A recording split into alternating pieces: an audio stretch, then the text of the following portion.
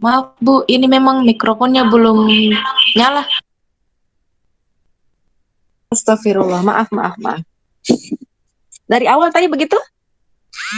Dari slide sebelumnya? Iya, Bu. Allahu Akbar. Iya, Sorry, Bu. Belum ada suara, Bu.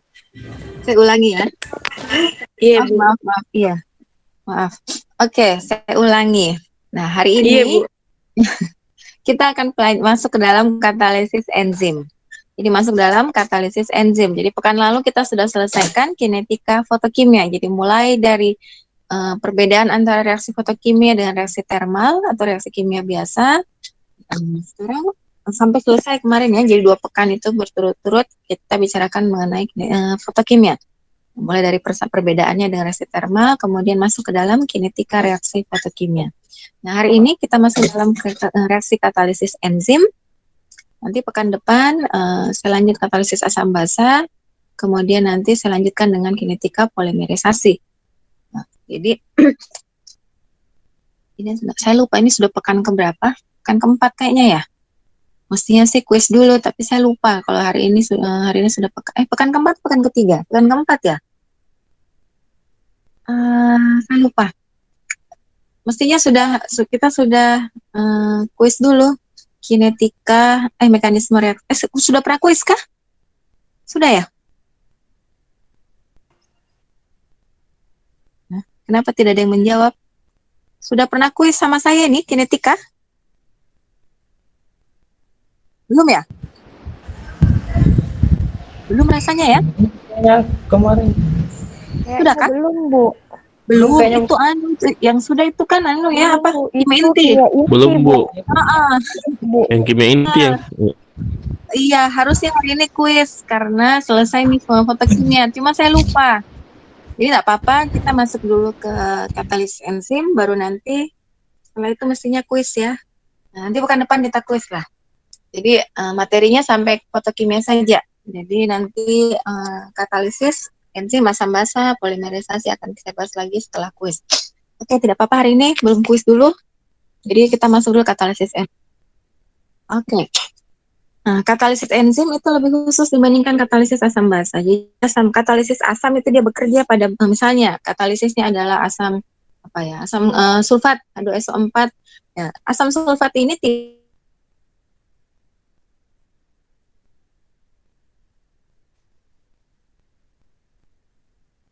Nah, katalisis basa pun demikian, misalnya katalisis dengan NaOH.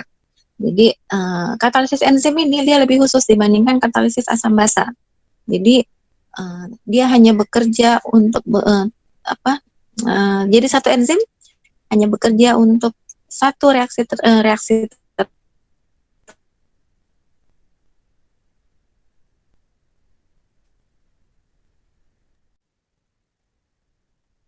penggunaan katalisis asam atau katalisis basa.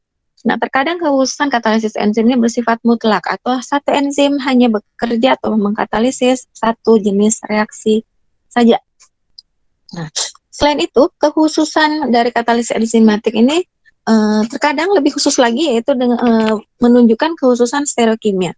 Misalnya enzim proteolitik hanya mengkatalisis hidrolisis peptida yang berasal dari asam amino dan konfigurasi levo saja. Jadi dia menunjukkan kekhususan stereokimia. Nah, semua enzim itu adalah protein, tapi nantinya ketika dia bekerja sebagai katalisis dalam mengkatalisis suatu reaksi enzimatis, reaksi enzimatis, dia harus bekerja dengan suatu koenzim. Nah, untuk sejumlah enzim, aktivitas katalitiknya terdapat pada pusat aktif dari molekul protein. Nah, mekanisme reaksi enzimatis itu sebenarnya adalah reaksi yang sangat kompleks, terdiri dari banyak reaksi elementer yang melibatkan interaksi rumit antara substrat dengan molekul enzim. Tapi nanti yang akan kita bahas hanya reaksi enzimatis yang yang sederhana saja ya, hanya terdiri dari beberapa reaksi elementer saja. Oke. Sudah menulis-nulis di situ. Oke, pengaruh konsentrasi baik substrat maupun enzim terhadap laju reaksi katalisis enzim. Nah, kita lihat dulu apa pengaruh konsentrasi enzim terhadap laju reaksi katalisis enzim. Nah, laju reaksi katalisis enzim biasanya berbanding lurus dengan konsentrasi enzim.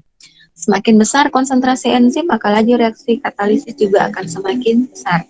Tapi untuk konsentrasi substrat, pengaruhnya terhadap laju reaksi enzimatis tidak sesederhana pengaruh konsentrasi enzim. Jadi pada konsentrasi substrat yang kecil, laju berbanding lurus dengan konsentrasi substrat atau reaksinya mengikuti kinetika orde pertama. Jadi pada konsentrasi substrat yang kecil, laju berbanding lurus dengan konsentrasi substrat.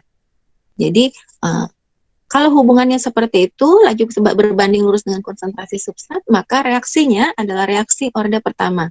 Jadi kalau kita lihat persamaan reaksi orde pertama, persamaan laju reaksi orde pertama, V sama dengan K kali konsentrasi A berpangkat 1 ya, karena ordenya adalah orde 1.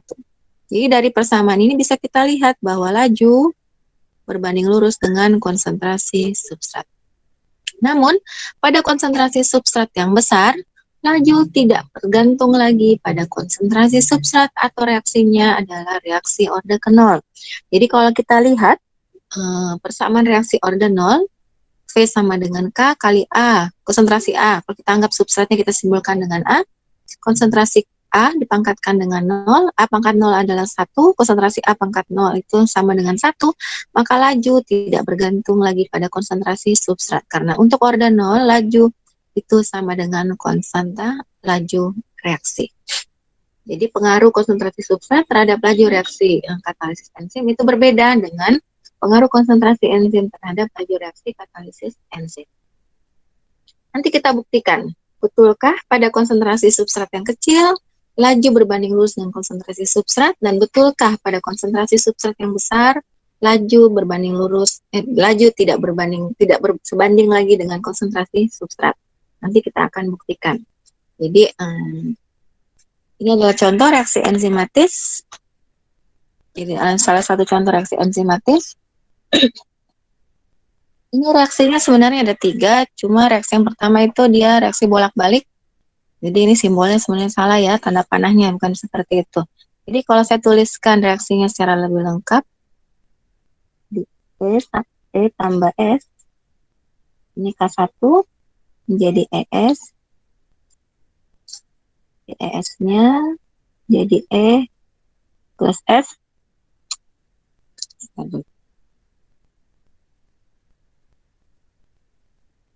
Kemudian reaksi yang berikutnya, reaksi ketiga, mana nih? Reaksi yang ketiga, ES nanti, ini K3, ini K2 ya, ini menjadi, E tak tambah dengan produk. Jadi mekanisme reaksi katalisis enzim, contohnya seperti ini. Jadi yang pertama, enzim akan membentuk kompleks enzim substrat. Ketika dia bereaksi dengan substrat, nanti kompleks enzim substrat ini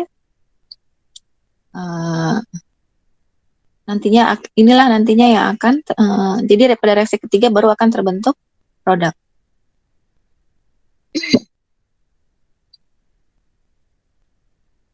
Sorry.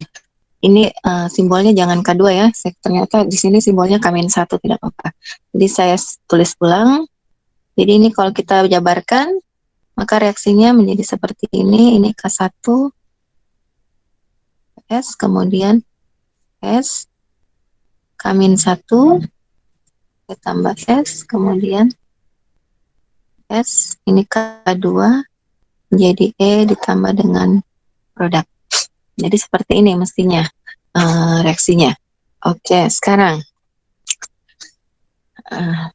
jadi kalau kita tuliskan laju pembentukan produk berdasarkan mekanisme reaksi yang ada di dalam slide ini, maka D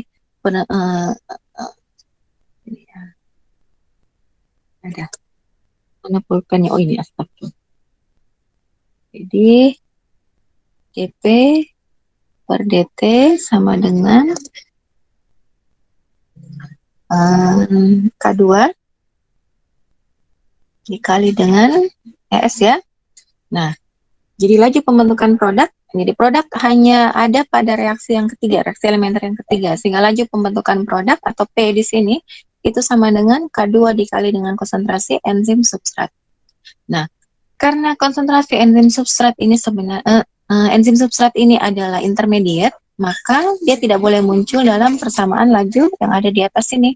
Jadi ES pada persamaan laju pembentukan produk itu harus dihilangkan atau harus disubstitusi dengan menggunakan pendekatan steady state. Jadi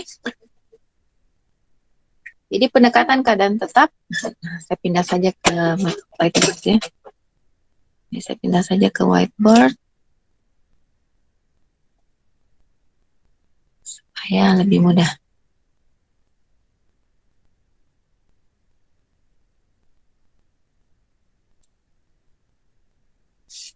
Oke, tadi kan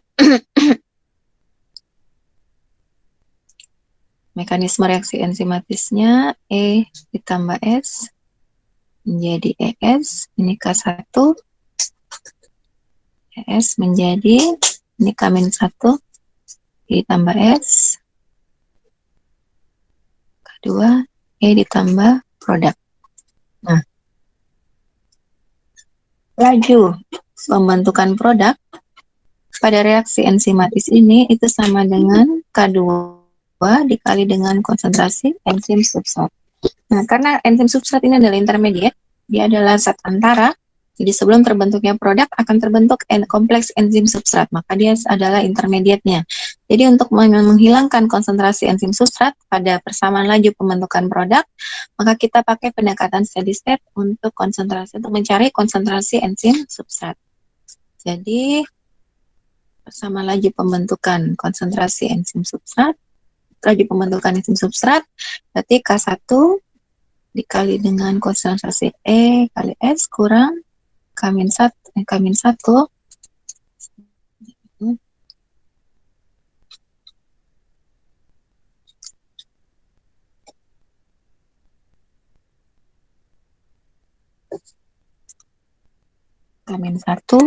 kemudian kurang K2 dikali dengan ES sama dengan 0. Saya tuliskan saja. Jadi seperti ini ya persamaan laju pembentukan kompleks enzim substrat. Nah,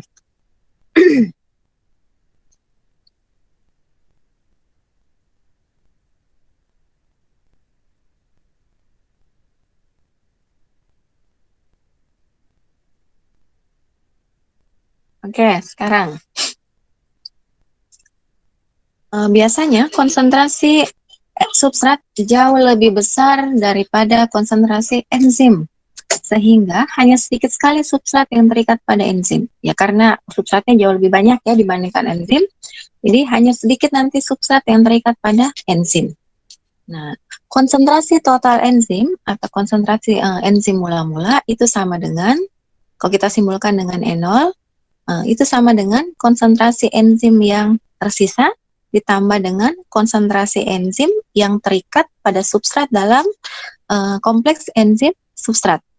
Betul ya?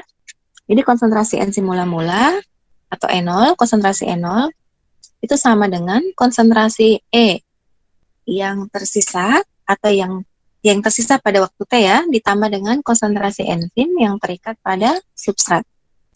Nah, jadi eliminasi E dari persamaan ini dan persamaan di atas itu akan menghasilkan persamaan ini.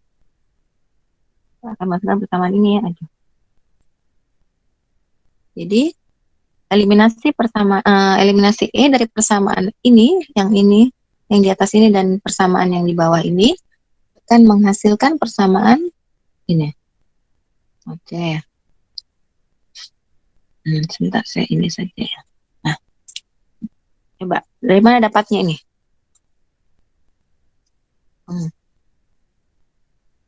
Bagaimana caranya mendapatkan ini? Ya dari sini kan?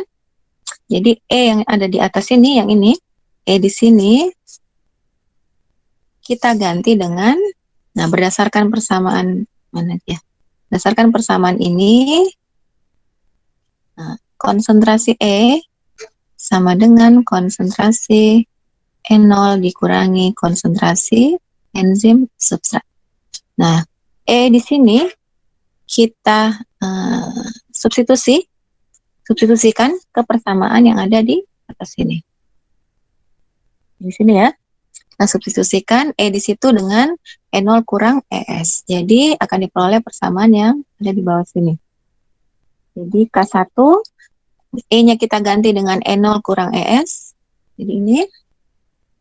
Kemudian kali konsentrasi S substrat dikurang. Nah, karena K-1 dan K2 itu sama-sama mengandung ES, maka kita bisa gabungkan. Jadi kurang K-1 tambah K2 kali konsentrasi ES. Dan sama dengan 0, sehingga konsentrasi ES itu adalah K1 kali E0 kali S dibagi dengan K-1 tambah K2 tambah K1 dikali dengan S. Sampai di sini ada yang mau ditanyakan? Jadi konsentrasi enzim substratnya sudah bisa kita dapatkan. Jadi nanti ini akan kita substitusikan pada persamaan laju pembentukan produk tadi. Ya. Oke, saya lanjut. Nah, sehingga laju reaksinya yang di atas ini, V sama dengan K2 kali konsentrasi ES, kita ganti ES-nya dengan K1 kali konsentrasi E0 kali konsentrasi S dibagi dengan K-1 tambah K2 tambah K1 kali konsentrasi substrat. Kemudian kita sederhanakan. Ini petunjuknya. Jadi ini kita hilangkan K1-nya ya. Jadi nanti hasilnya kan seperti ini. K1, K2 per K1 kali E0 kali ES. Kali S ya. Kali S dibagi dengan K-1 tambah K2 tambah K1 dibagi dengan K1 kali dengan S. Jadi kalau begitu ini nanti hilang. Tunggu sebentar. Hilang ya. K1 hilang. Ini. Kemudian di sini juga K1 per K1 juga akan hilang. Tidak boleh dieliminasi langsung seperti ini ya, karena K1 ini nanti juga adalah milik K-1 dengan K2. Kalau yang di atas bisa kita hilangkan. Jadi saya ulangi. Jadi nanti hasilnya kan seperti ini. K1, K2 per K1 kali konsentrasi E0 dikali substrat dibagi dengan K-1 tambah K2 tambah K1 kali konsentrasi substrat per K1. Jadi nanti hasilnya akan menjadi seperti ini. Sini. Oke, sekarang K-1 tambah K2 dibagi K1 itu sama saja dengan konstanta Michaelis. Konstanta Michaelis ya. Jadi KM.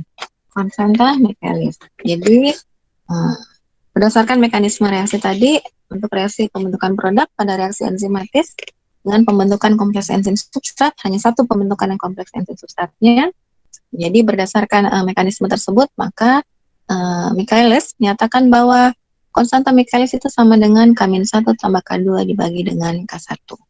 Adalah konstanta Michaelis. Nah, sekarang kita lihat, betulkah pada konsentrasi substrat yang kecil, reaksi enzimatis akan mengikuti kinetika orde pertama. Jadi berdasarkan persamaan 2.38, jadi berdasarkan persamaan ini 2.38 ini, saya pindah saja ya. Aduh, ini tidak kelihatan ini. Oh ini. Berdasarkan persamaan ini 2.38 ini, ya. Nah sekarang kalau konsentrasi substratnya sangat kecil, betulkah reaksi enzimatis ini mengikuti kinetika orde pertama?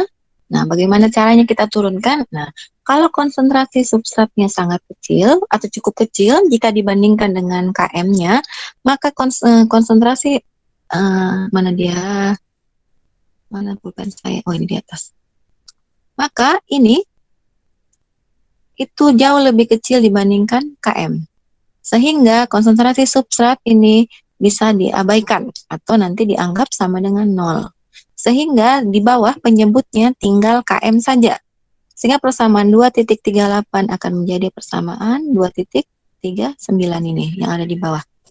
Jadi dengan melihat persamaan 2.39 ini, bisa kita lihat bahwa laju reaksi katalisis enzim itu merupakan kinetika orde pertama terhadap enzim. Bukan terhadap enzim ya, terhadap substrat. Ini saya belum, tunggu dulu. Mumpung saya ingat ya, ini bukan enzim tapi substrat. Jadi, kinetika orde pertama terhadap substrat. Jadi berdasarkan persamaan 2.39. Jadi dari 2.39 ini asalnya dari 2.38. Nah, pada persamaan 2.38, kalau konsentrasi substrat itu kecil, maka konsentrasi substrat di penyebut ya, di pembilang tidak boleh dia dianggap 0. Kalau dianggap 0 juga, maka yang di atas itu menjadi 0 semua. Nah, jadi kalau konsentrasi substrat itu cukup kecil, maka penyebut dalam persamaan 2.38 ini tinggal Km saja. Mengapa? Karena konsentrasi substrat kecil sehingga bisa diabaikan atau nilainya bisa kita anggap sama dengan 0.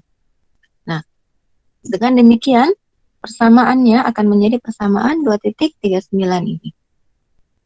Nah, kalau kita lihat persamaan 2.39, maka kita bisa simpulkan bahwa reaksi enzimatis itu mengikuti kinetika orde pertama terhadap substrat. Karena konsentrasi substrat di situ berpangkat 1. Ini pada S yang cukup kecil. Sekarang kita lihat bagaimana dengan kinetika laju reaksi enzimatis jika konsentrasi substrat itu cukup besar. Ya sama saja seperti tadi. Maka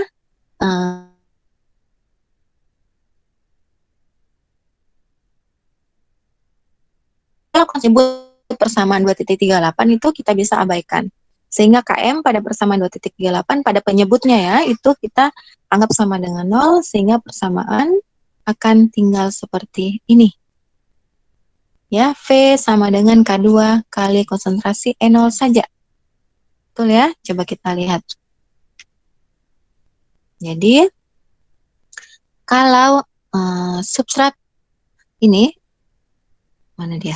Jadi pada konsentrasi substrat yang besar, maka Km kita bisa abaikan. Sehingga persamaannya akan menjadi, jadi Km sudah tidak ada ya, itu saya tulis ulang, K2 E0 kali S dibagi dengan S saja. Karena Km kita bisa abaikan karena dia cukup kecil, dia nilainya lebih kecil, jauh lebih kecil dibandingkan substrat. Sehingga substrat bisa kita eliminasi. Sehingga laju atau persamaan laju reaksi enzimatis itu tinggal V sama dengan K2 dikali konsentrasi enzim, konsentrasi E0. Konsentrasi enzim mula-mula. Jadi akan menjadi seperti ini ya. Nah, kalau kita lihat persamaannya, V sama dengan K2 kali konsentrasi E0, ini artinya kinetika enzim menjadi orde ke-0. Mengapa? Karena dia tidak bergantung lagi pada konsentrasi substrat. Karena pada persamaan 2.40 tidak ada lagi konsentrasi substrat di situ, tapi yang ada hanya konsentrasi enzim. Jadi saya ulangi, pada pada konsentrasi substrat yang kecil, laju reaksi enzimatis mengikuti kinetika orde ke-1. Sedangkan pada konsentrasi substrat yang besar, laju reaksi katalisis enzim mengikuti kinetika orde ke-0. Dan ini sudah dibuktikan pada persamaan 2.39 tadi dan 2.40 ini. Sampai di sini ada yang mau ditanyakan?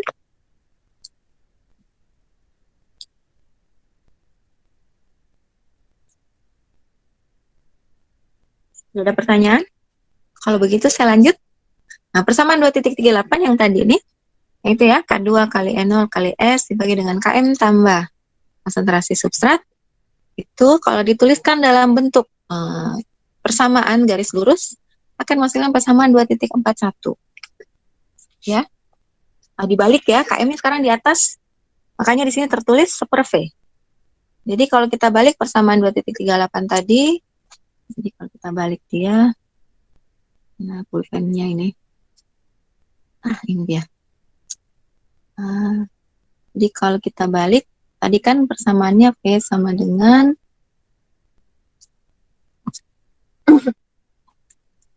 ini ya, persamaan 2.38 tadi.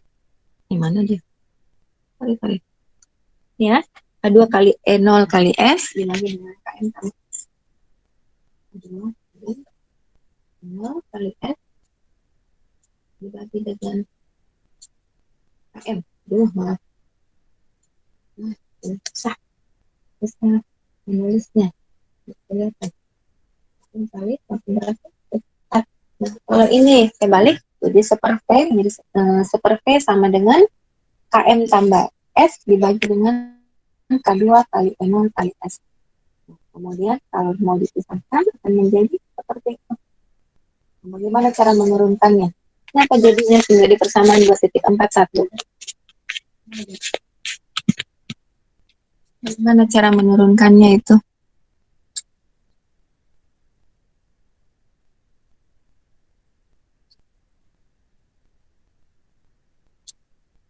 Kenapa jadinya seperti ini?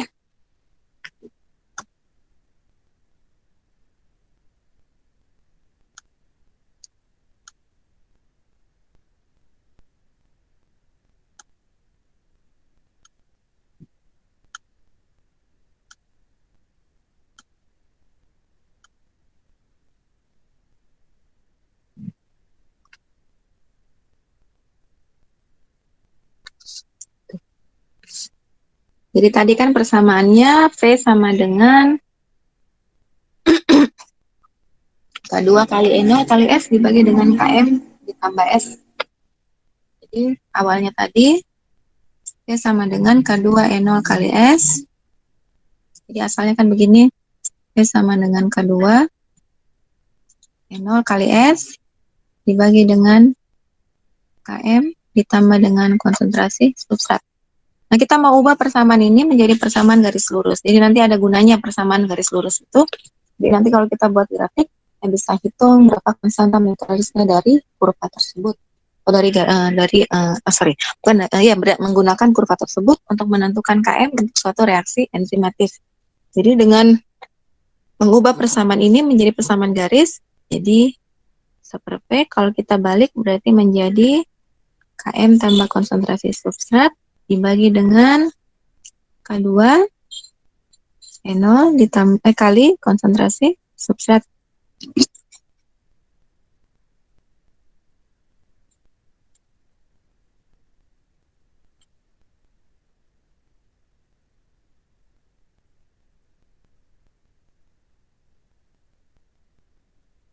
Kali konsentrasi substrat. Nah, kalau kita balik seperti ini, kita pisahkan ya. Sama dengan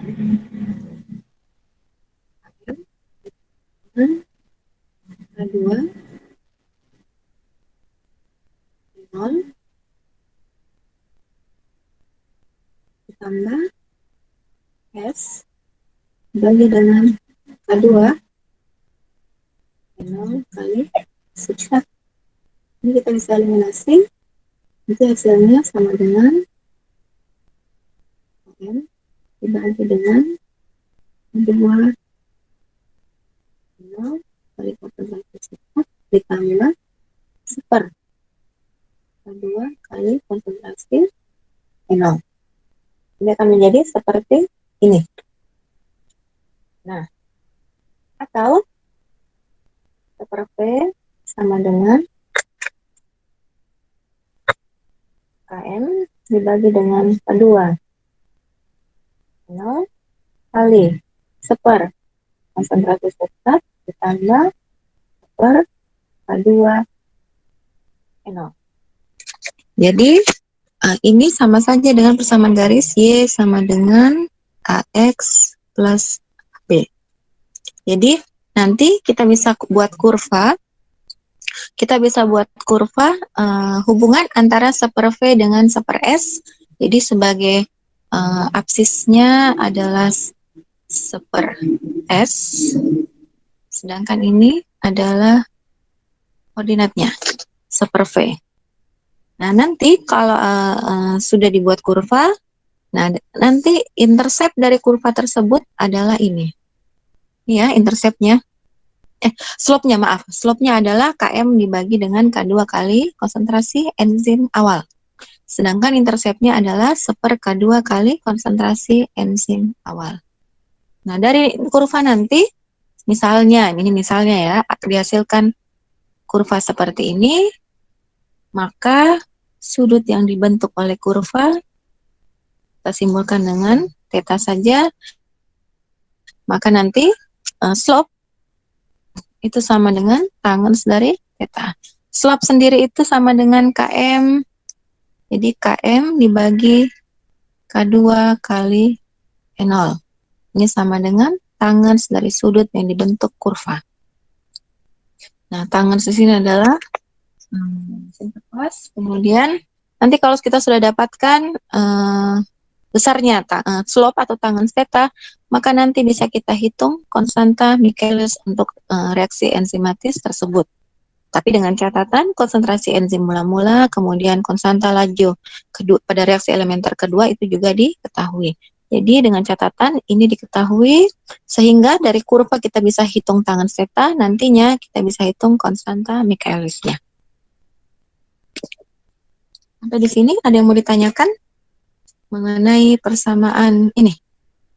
Jadi untuk menghitung atau menentukan konstanta Michaelis untuk suatu reaksi enzimatis, jika diketahui, jika ini adalah hasil percobaan ya, nanti akan data dari laju, super laju, dan data dari super konsentrasi substrat, itu kita plotkan ke dalam kurva.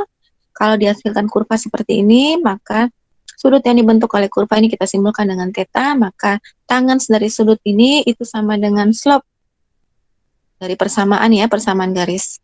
Nah, slope itu sendiri sama dengan konstanta Michaelis dibagi dengan konstanta laju reaksi elementer yang kedua dikali dengan konsentrasi enzim mula-mula. Sehingga dengan mengetahui K2 dan E0, kita bisa hitung tangens theta dari kurva, maka konstanta Michaelis juga bisa kita hitung. Nah, kalau dalam soal tidak diketahui konsentrasi enzim mula-mula, kemudian K2 juga tidak diketahui, maka seper K2 kali E0 ini bisa kita hitung berdasarkan intercept. Jadi kalau kita lihat kurva pada persamaan garis, ini adalah intercept, ini adalah B, ini adalah intercept, maka intercept ini kita bisa cari dari kurva, atau seper K2 kali E0 itu kita bisa cari dari kurva. Jadi intercept sendiri, tidak lurus. Sebentar saya. Jadi kalau kita buatkan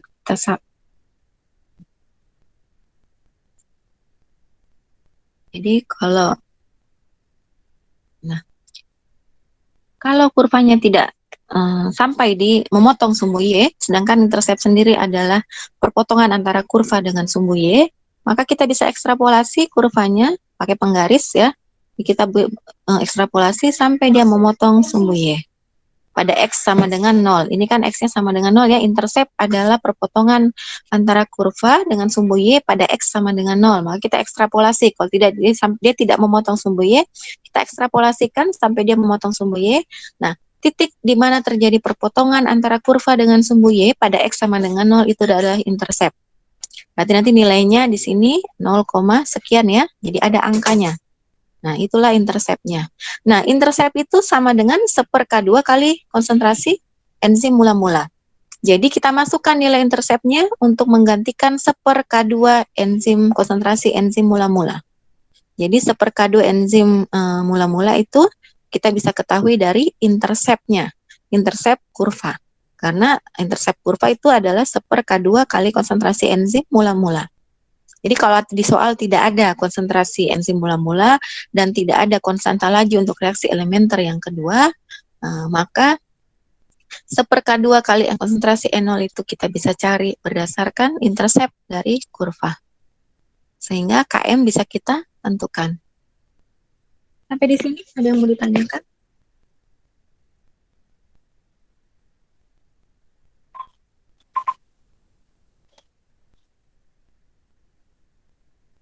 Oke, kalau tidak ada, Sudah jelas, Bu. Sudah jelas ya, jelas ya. Oke, jadi sudah bisa nanti kalau misalnya diberikan data data konsentrasi substrat, kemudian data laju reaksi, nanti kita bisa hitung konstanta Michaelis untuk reaksi enzimatis tersebut. Jadi ada data percobaan untuk satu reaksi enzimatis, diketahui nilai laju, besarnya laju berdasarkan variasi konsentrasi substrat, maka kita bisa hitung konstanta Michaelis untuk reaksi enzimatis tersebut. Oke, kalau begitu kita lanjut ke ini ya, ke slide.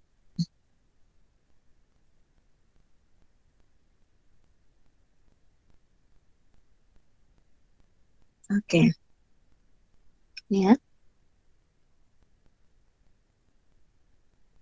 Nah, itu tadi. Jadi dari kurva garis lurus dapat ditentukan K2 kali E0. Dari interceptnya tadi ya, kita sudah lihat intercept itu sama dengan 1/K2 kali E0. Sehingga nanti kalau dalam soal tidak ada K2 kali E0, maka kita bisa cari dari intercept. Dan KM dibagi K2 kali E0, sehingga nantinya bisa dihitung nilai KM. Konstanta Michaelis. Nah, kalau konsentrasi enzim awal diketahui, maka K2 juga bisa dihitung ya. Nah, K1 dan K-1 tidak dapat diketahui dari grafik karena tadi berdasarkan persamaan garis yang pada persamaan 2.41 ini tidak melibatkan K1 dan K-1. Jadi kita tidak bisa hitung K1 dan K-1 itu dari kurva atau grafik. Jadi nanti ditentukan dengan cara lain. Jadi tidak berdasarkan persamaan ini. Saya lanjut ya. Nah, untuk mekanisme reaksi enzimatis yang lebih kompleks, nah nanti akan dihasilkan bentuk yang sama, mirip dengan persamaan laju untuk reaksi enzimatis yang lebih sederhana tadi ya.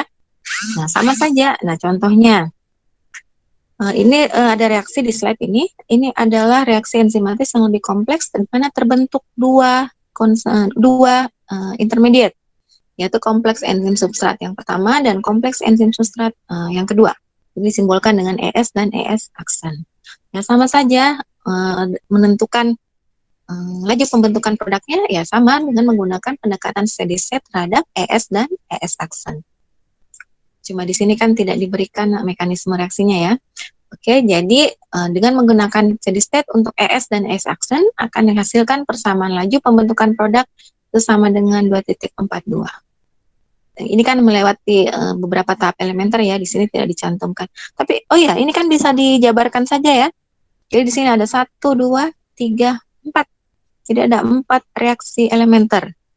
Jadi kalau jadi kalian bisa cari, kalian bisa turunkan persamaan ini dengan menggunakan mekanisme reaksi yang ada di atas. Jadi mekanisme reaksi yang pertama, tahap elementer yang pertama, E tambah S menjadi ES dengan konstanta laju K1. Kemudian elementer kedua, ES menjadi E tambah S kembali, itu konstanta lajunya K-1. Kemudian reaksi elementer ketiga, ES menjadi ES aksen.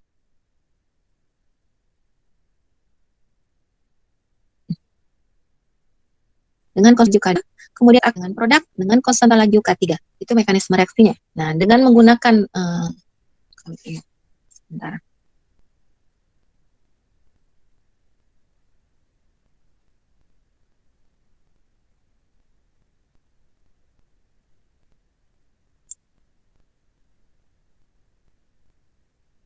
Ya. Oke. Jadi untuk reaksi enzimatis yang lebih kompleks seperti tadi, jadi seperti ini mekanisme reaksinya, K1 ES, kemudian ES menjadi ini K-1, ya ditambah S. Nanti pada reaksi yang kedua, reaksi yang elementer ketiga, kedua S aksen, nanti S aksen menjadi E ditambah dengan produk. Sehingga laju pembentukan produk bisa kita tuliskan dengan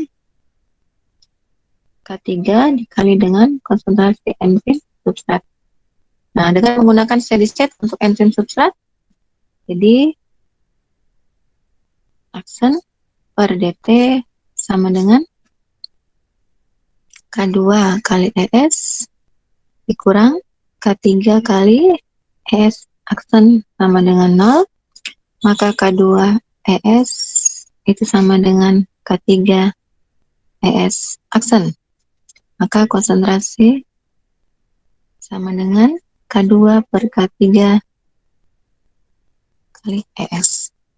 Nah, karena ES ini juga intermediate, maka kita pakai pendekatan steady state untuk ES kembali. Sama dengan nah, kalian saja yang teruskan ya.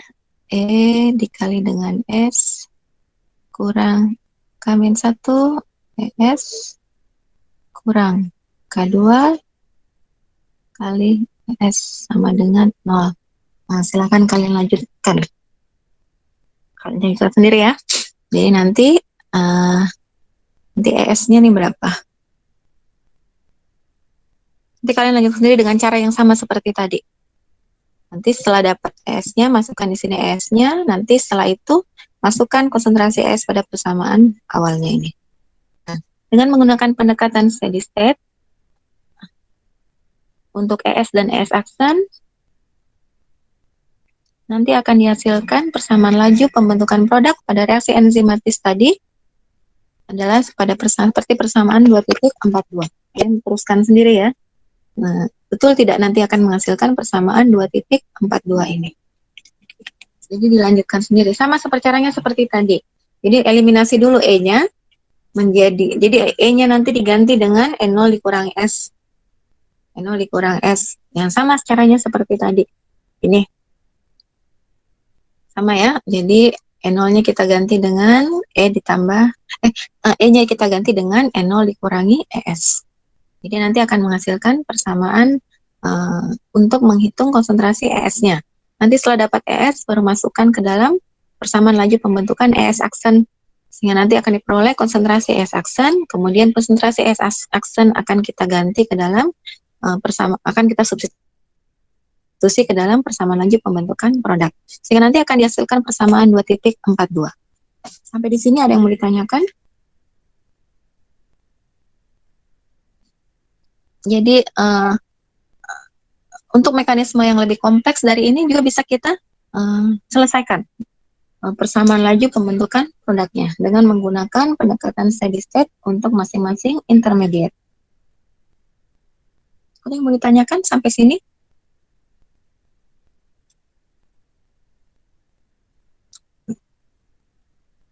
Sudah jelas? Jelas, Ibu. Oke, jelas ya. Oke, sekarang ini sebenarnya sudah pernah ya, tapi tidak ada apa-apa, saya berikan lagi. Ini adalah contoh reaksi koenzim. Jadi contoh reaksi koenzim adalah oksidasi alkohol menjadi aldehid. Jadi nanti dia melibatkan koenzim nikotinamid adenin dinukleotida atau NAD. Nah, reaksi ini adalah reaksi katalisis juga ya. Jadi dia dikatalisis oleh alkohol dehidrogenasi. Jadi alkohol menjadi aldehid. Jadi ini adalah reaksi koenzim, dia melibatkan koenzim NAD+ atau nikotinamid adenin dinukleotida. Nah, untuk reaksinya ada di bawah, alkohol tambah NAD+ menjadi aldehid tambah NADH tambah A+. Nah, NAD+ ini adalah bentuk teroksidasi dari NAD, nikotinamid adenin dinukleotida. Dan NADH sebagai bentuk tereduksinya, jadi NAD+ dan NADH. Nah, dalam sel terdapat cara untuk mengoksidasi NADH menjadi NAD+ kembali, sehingga nantinya NADH ini selalu terpakai untuk oksidasi alkohol. Jadi dalam sel hidup ya, NADH ini bisa diubah kembali menjadi NAD+. Ya, nantinya NAD+ ini akan dipakai untuk mengoksidasi alkohol menjadi aldehid. Karena nikotinamid adenin dinukleotida ini diolah kembali dengan cara yang sama tadi, maka senyawa ini disebut dengan koenzim. Oke. Nah, konsentrasi koenzim teroksidasi dalam sel itu bergantung pada jumlah koenzim tadi dan laju teroksidasinya reaksi-reaksi lain. Nah, konsentrasi dari koenzim teroksidasi ini mempengaruhi laju oksidasi alkohol menjadi aldehid. Jadi, oke. Oke, untuk katalisis enzim, saya kira sudah cukup. Oh ya, tunggu ya, saya carikan dulu contoh soal untuk reaksi katalisis enzim. Sebentar.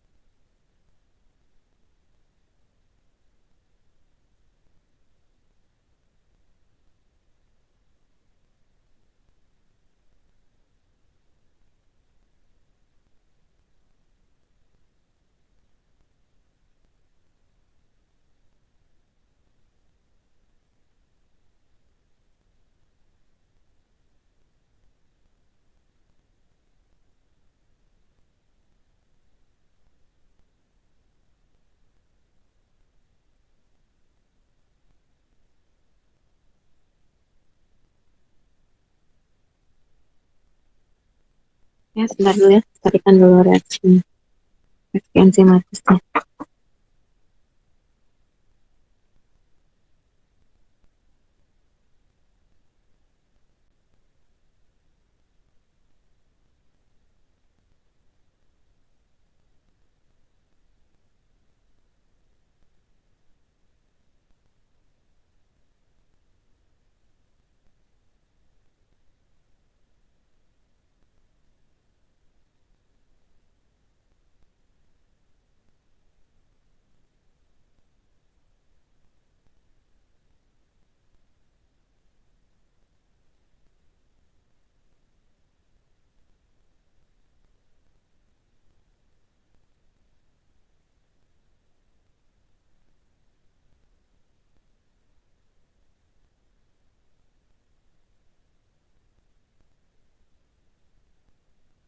Oke, nanti saja saya kirimkan file yang saya cari, nggak ada ini. Bentar, saya cari di laptop yang saya yang satu dulu. Ini tidak ada di sini. Tidak ada. Gimana? Nggak ada dulu ya. Oke. Kemudian saya lanjut saja ya, reaksi kinetika polimerisasi. Nah, ini tolong diperhatikan baik-baik. Ini mungkin agak sukar untuk lebih sukar dibandingkan untuk dipahami dibandingkan kinetika katalisis enzim. Langsung saja. Oh, katalisis asam, nanti saja asam basanya belakangan. Polimerisasi saja dulu. Kinetika reaksi polimerisasi. Sebenarnya mungkin ini sudah bagian dibahas di kimia polimer. Jadi nanti ada beberapa istilah yang mungkin kalian sudah temui di kimia polimer yang diberikan oleh Bu Eka dengan Pak Wijaya. Jadi sama seperti reaksi kompleks, yaitu ada inisiasi. Oh iya, sebentar. Ada yang kelupaan. Ada yang kelupaan di sini. Sorry, ada yang kelupaannya.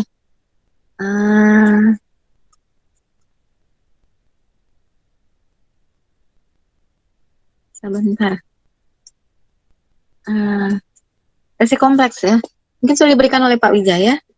Saya review kembali karena nanti istilah-istilah dalam reaksi kompleks juga akan kita temui pada reaksi polimerisasi. Jadi reaksi kompleks pada dasarnya dibagi menjadi dua, yaitu reaksi rantai dan reaksi ledakan. Jadi reaksi rantai dan reaksi ledakan. Tahapan-tahapan dalam reaksi rantai. Jadi yang reaksi rantai dulu, ini review saja ya. Supaya nanti tidak bingung, ada istilah-istilah yang digunakan pada reaksi polimerisasi. Jadi inisiasi, propagasi, dan seterusnya. Nah, pada reaksi rantai, itu ada tahapan-tahapannya. Tahapan-tahapannya ini ada 5 sebenarnya, jadi berurut. Tapi tidak semua tahapan ini dilalui. Jadi maksud saya, berurut inisiasi, propagasi, inhibisi, terminasi, dan pemadaman. Tapi tidak semua tahap ini harus dilalui oleh suatu reaksi rantai, suatu reaksi sehingga disebut sebagai reaksi rantai. Bisa saja tahap kelima tidak perlu dilalui, jadi hanya tahap keempat saja. Tapi tahap-tahapnya ini harus berurutan. Tidak mungkin propagasi dulu baru inisiasi, atau tidak mungkin terminasi dulu baru propagasi. Jadi harus berurut, meskipun tidak semua tahap ini dilewati oleh suatu reaksi kompleks. Nah, tahapan-tahapan ini yang pertama adalah inisiasi. Inisiasi adalah pembentukan radikal bebas dari molekul reaktan ya. Jadi molekul reaktan sebelum bereaksi itu membentuk produk, dia akan membentuk radikal bebas dulu. Jadi molekul biasa ini nanti akan berubah menjadi radikal bebas. Ini disebut sebagai tahap inisiasi atau tahap pembentukan radikal bebas dari molekul biasa atau molekul reaktan ya, karena kan belum ada produk di awal, jadi molekul biasa yang dimaksud di sini adalah molekul reaktan. Kemudian setelah tahap inisiasi, yaitu tahap propagasi atau perambatan, di mana radikal yang terbentuk pada tahap inisiasi itu menyerang molekul reaktan dan umumnya menghasilkan radikal baru. Jadi baik pada tahap inisiasi maupun propagasi dihasilkan radikal baru. Jadi radikal baru dari inisiasi akan menyerang molekul reaktan ya, dan nantinya akan menghasilkan radikal baru. Nah, tahap berikutnya adalah inhibisi atau penghambat. Jadi tahap ini adalah tahap yang menghambat terbentuknya produk. Mengapa? Karena radikal-radikal yang dihasilkan pada tahap-tahap sebelumnya dapat menyerang molekul produk. Nah, tapi meskipun menyerang molekul produk, Tapi reaksi rantai tidak berhenti atau tidak putus karena pada tahap inhibisi juga akan dihasilkan radikal lain. Tapi tahap ini jelas mengurangi jumlah produk yang sudah terbentuk karena radikal bebas dari tahap propagasi maupun inisiasi bisa menyerang molekul produk sehingga molekul produk jumlahnya berkurang.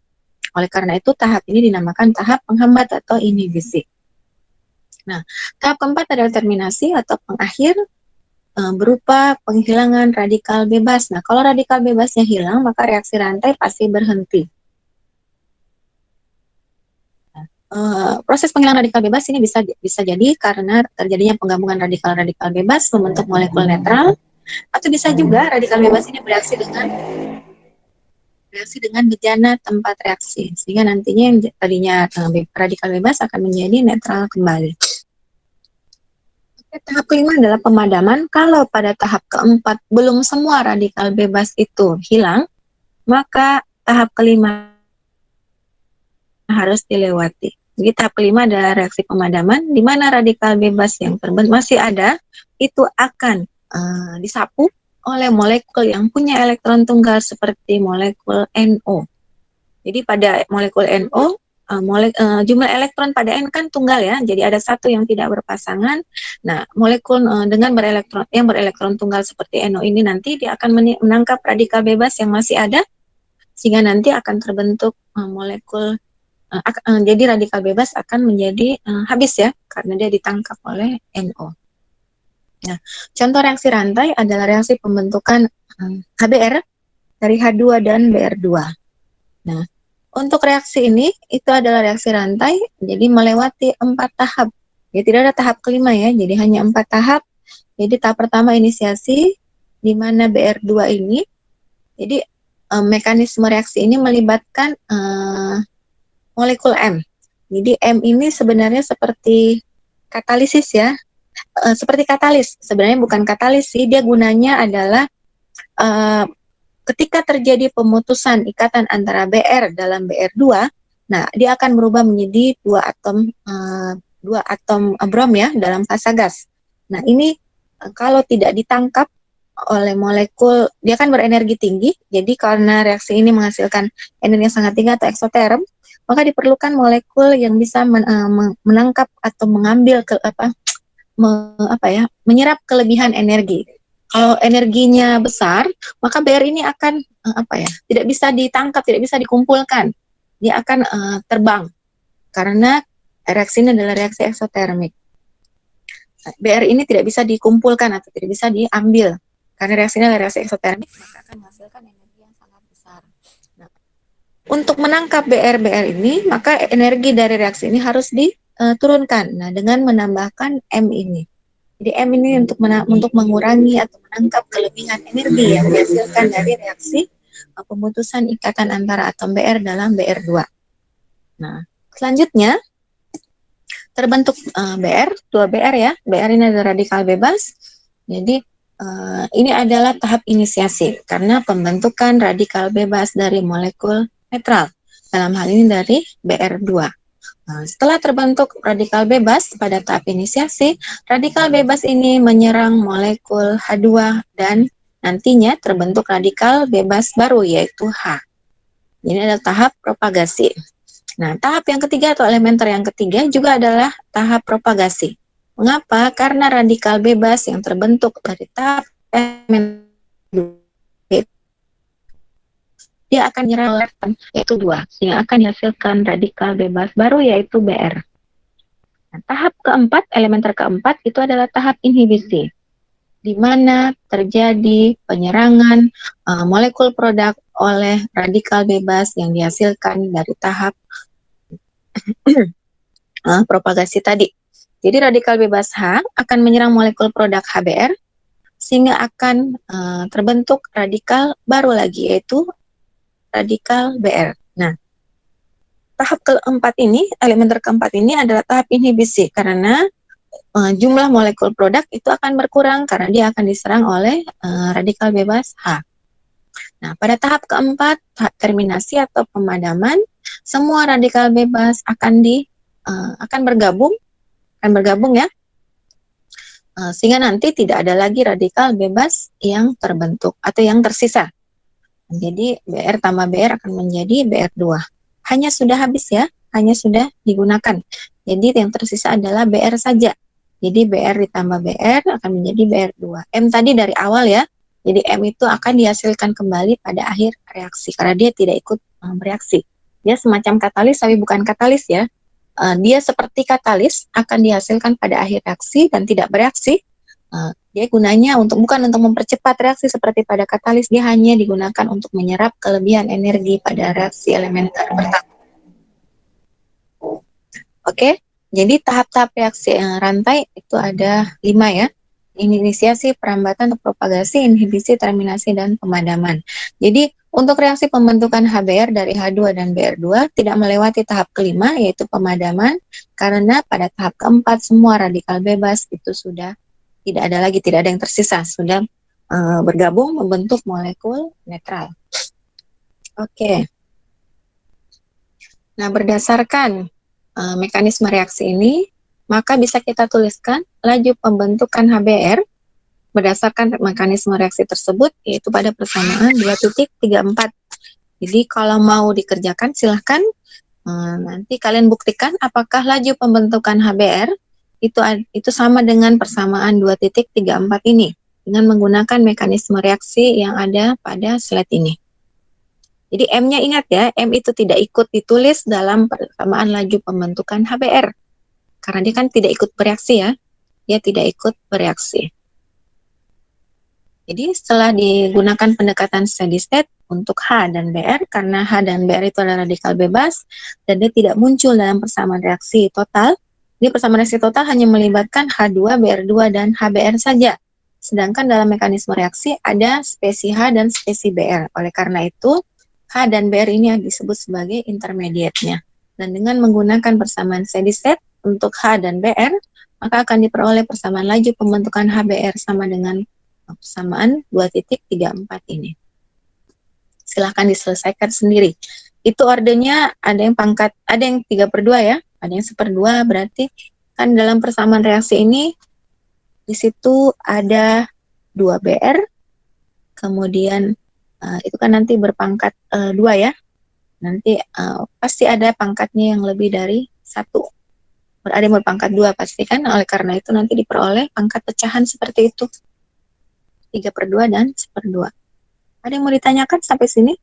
Jadi saya bahas kembali reaksi rantai karena tahap-tahapnya nanti, inisiasi dan seterusnya itu akan kita pakai istilah-istilah itu dalam membahas kinetika reaksi polimerisasi. Ada yang mau ditanyakan mengenai reaksi rantai sebelum masuk ke reaksi ledakan? Saya selesaikan sekalian sampai reaksi ledakan ya, jadi tidak hanya reaksi rantai saya selesaikan langsung reaksi ledakan untuk reaksi kompleks. Ada yang mau ditanyakan mengenai reaksi rantai? Kalau tidak ada, ini salah satu contoh juga reaksi rantai, reaksi dehidrogenasi etana. Jadi karena disebut dehidrogenasi maka nanti akan dihasilkan hidrogen. Etana C2H6 ya, menjadi etena C2H4. Nah, mekanisme reaksinya ini hanya terdiri dari 3 tahap reaksi rantai ya. Jadi reaksi elementernya ada 5, tapi tahap-tahapnya hanya 3. Jadi dari inisiasi ke propagasi, dari propagasi langsung ke terminasi. Jadi tidak ada inhibisi karena tidak ada penyerangan molekul produk oleh radikal bebas yang terbentuk dari tahap propagasi dan inisiasi. Jadi kalau kita lihat mekanisme reaksi dehidrogenasi etana ini itu diajukan oleh Rice and Hersfeld. Ada 5 reaksi elementer. Jadi reaksi yang pertama itu adalah reaksi inisiasi di mana terjadi pembentukan radikal bebas CH3 dari C2H6. Kemudian reaksi kedua, ketiga, dan keempat itu adalah reaksi propagasi. Jadi reaksi propagasi, jadi kalau kita lihat radikal bebas dari inisiasi dia akan menyerang molekul reaktan C2H6 dan membentuk radikal bebas baru yaitu CH3 dan CH3CH2 atau C2H5. Nah, C2H5 ini nantinya akan terurai menjadi C2H4 dan radikal bebas baru lagi yaitu H H ini akan menyerang molekul reaktan CH3CH3 akan menghasilkan CH2 dan CH3CH2. Nantinya pada reaksi, jadi tidak ada inhibisi ya, jadi tidak ada penyerangan molekul produk, jadi inhibisi dilewati. Jadi reaksi elementer kelima yaitu reaksi terminasi. Karena pada tahap ini radikal bebas H dan C2H5 akan bergabung membentuk C2H6.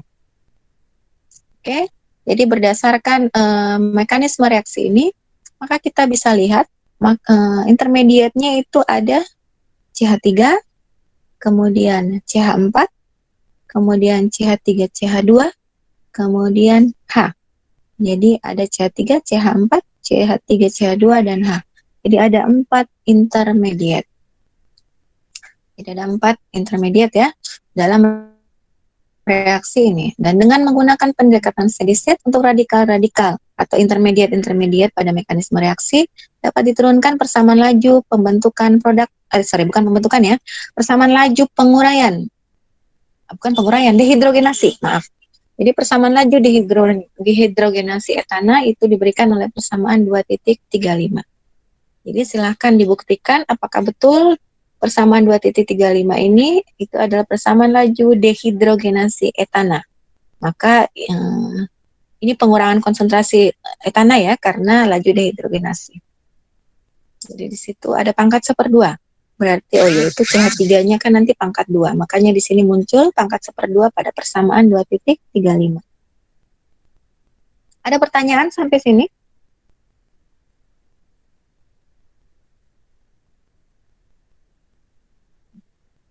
Ada yang mau ditanyakan? Untuk reaksi rantai?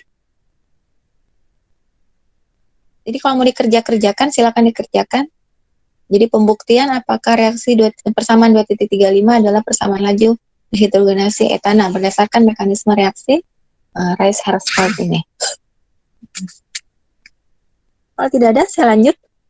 Nah, reaksi ledakan itu sebenarnya tahap-tahapnya juga hampir sama dengan reaksi rantai, cuma nantinya ada percabangan rantai. Jadi ada percabangan rantai pada tahap propagasi. Jadi pada tahap percabangan rantai, pada percabangan rantai pada tahap propagasi akan dihasilkan radikal-radikal yang jumlahnya lebih banyak dibandingkan tahap propagasi di mana tidak terjadi percabangan. Oke, nanti kita lihat yang dimaksud dengan percabangan rantai. Nah, 2 jenis reaksi ledakan itu ada 2, reaksi ledakan termal dan reaksi ledakan percabangan rantai. Kalau ledakan termal itu mudah saja dijelaskan ya. Jadi ledakan termal itu artinya reaksi ledakan yang kelajunya meningkat tajam karena adanya kenaikan suhu. Disebut sebagai reaksi ledakan termal. Sedangkan pada reaksi ledakan jenis kedua yaitu ledakan percabangan rantai. Nah, ledakan percabangan rantai itu terjadi jika terdapat tahap percabangan rantai pada tahap propagasi, yaitu satu radikal bereaksi dengan molekul stabil dan menghasilkan lebih dari satu radikal. Contoh reaksi ledakan percabangan rantai. Pembentukan H2O dari H2 dan O2, ini reaksi totalnya atau reaksi utuhnya. Reaksi totalnya ya, reaksi lengkapnya. Kemudian mekanisme reaksinya ini melibatkan reaksi dengan pembawa rantainya yaitu radikal-radikal HO, HO, dan HO2. Nah, beberapa tahapannya adalah sebagai berikut. Jadi tidak dituliskan tahapannya secara utuh, hanya untuk diperlihatkan yang mana dimaksud dengan percabangan rantai. Tahap inisiasinya H2 tambah O2 menjadi O2H tambah H. Jadi ada 2 radikal bebas yang terbentuk pada tahap inisiasi. Nah, kita lihat yang mana dimaksud dengan percabangan rantai. Nah, pada tahap propagasi, reaksi yang pertama adalah penyerangan molekul H2 oleh radikal O2H. Akan dihasilkan radikal baru yaitu OH dan molekul netral yaitu H2O. Kemudian radikal OH akan menyerang molekul H2 membentuk radikal H ditambah dengan molekul netral yaitu H2O. Nah, sekarang terjadi percabangan di mana radikal H menyerang molekul O2 dihasilkan lebih dari satu radikal baru. Jadi dihasilkan 2 radikal baru ya, yaitu O dan OH. Kemudian radikal O nanti akan menyerang H2 juga, membentuk dua radikal baru yaitu OH dan H. Jadi pada percabangan dihasilkan radikal bebas yang jumlahnya lebih dari 1. Sehingga pada reaksi ledakan percabangan rantai, reaksinya akan berlangsung sangat cepat atau laju reaksinya akan menjadi berlipat ganda akibat adanya percabangan ini. Karena kan radikal-radikal bebas ini karena jumlahnya lebih dari 1, maka nanti akan terjadi reaksi rantai yang lebih panjang. Jadi karena radikal-radikalnya itu karena pada tahap propagasi dihasilkan radikal yang jumlahnya lebih banyak dibandingkan radikal yang dihasilkan pada tahap propagasi untuk reaksi rantai biasa. Jadi adanya dua tahap percabangan mampu melipat gandakan laju reaksi perambatan. Jadi reaksi ini belum selesai ya.